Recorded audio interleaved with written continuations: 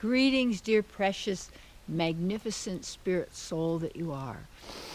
Take a nice breath in through your nose into your heart, so you get out of your mind and into your heart, into your power. And as you exhale through your mouth, letting it all go, you see. Breathe again into your heart. That's right. Sit right now. Just notice where you are. Be right there. Okay, that's a lot of people don't get that. Think outer space. Get out there. Think, analyze, figure out. It takes you all the way. My topic.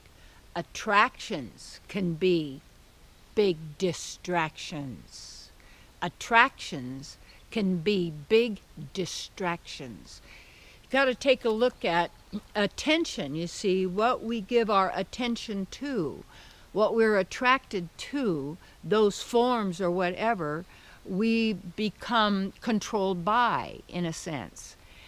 And some of that which we are interested in, you might say, or that attracts us, or we want to give attention to, is actually a big distraction, because it takes us off of our purpose and our mission and actually what we really want to be doing with ourselves and in our eternal existence right now. So you want to take a look at who or what is distracting you. And a lot of times stuff, it's like that's what I've been working on and looking at myself too. And I was noticing something I went through recently, because the outer, if you use the outer as a reflection, just because you see someone having a fit of some kind, doesn't mean you have fits because you could perceive it. No, that's a lie. That's not true.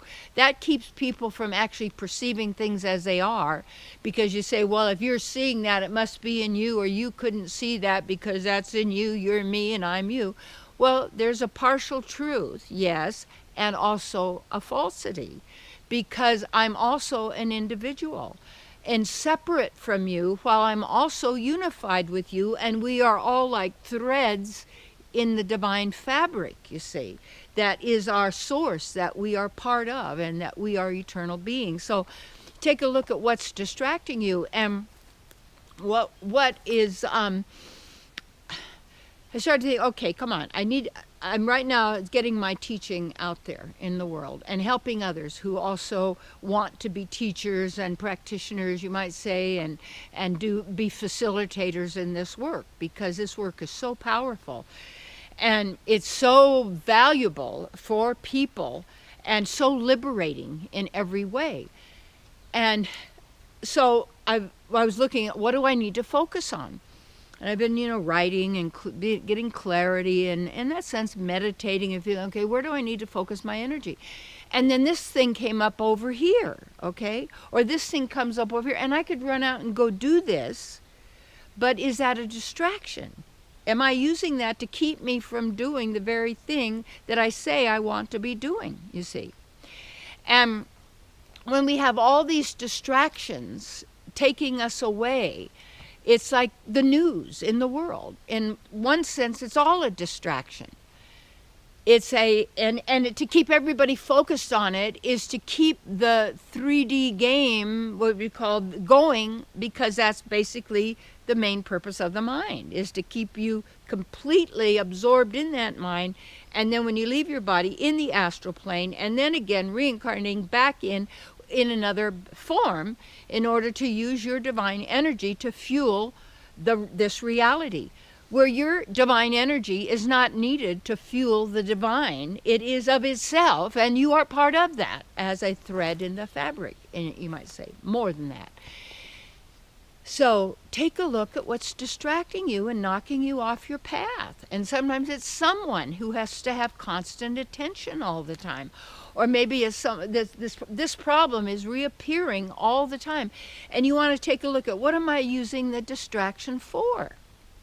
And then you start to look at, what is it that's blocking me then from focusing on what I say is important and what I choose to achieve and do and be with my eternal existence. That's your choice. And to eliminate these distractions is to take a look within and go, what am I involved in this? What am I doing this for? Is it because of sentimentality? because everybody else is doing that and I have to do it because it's a sentimental thing. We're all trapped in sentimentality. But it's not really where my heart is, not really what I want to be doing. It isn't working for me, you see. And what it is like when we're really in harmony with the divine, it's working for everybody. It really is. And it's like it's not linking up this mind, everybody thinking the same way. No, it's us being all centered in the region of the heart where we activate this physical body, you see. And when we're there, the more we go into ourselves and take a look at what am I allowing to distract me? It could be what other people are thinking is distracting you. It could be that somebody else over here, has said critical things about you or doesn't like you or has talked bad about you or something like that. Or it could be what's distract is, I got to watch this TV program, but it's nauseating and it's stupid. And I've told people for years, don't be paying to go to the movies, horror stories and all of these things. Because see, the subconscious, that part of the mind that's designed for this doesn't know the difference between real or pretend, but you do, you see. And it absorbs all of that. And that is a distraction. And so take a look at what you really want to do and to be or to have that is important to you for who you are. And you have to eliminate these distractions because they will take your energy, your life force. It's trying to fight someone to, there was a person many years ago that had been a close family member.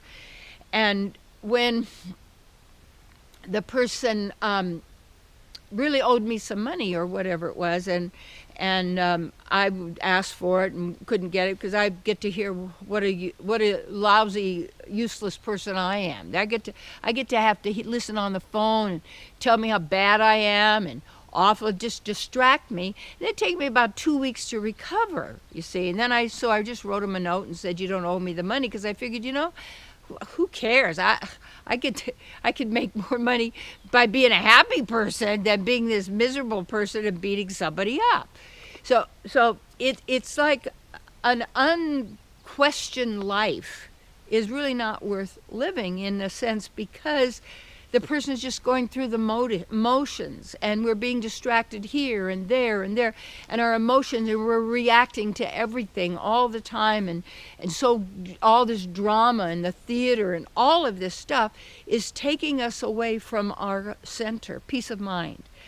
And peace of mind really means not to be thinking, but to be in this state of bliss. And then when you use your knowledge or your thinking process or however we're doing that, we're in harmony with our true selves. We're not being distracted by people, places, things, events that take us out of our center where we are powerful.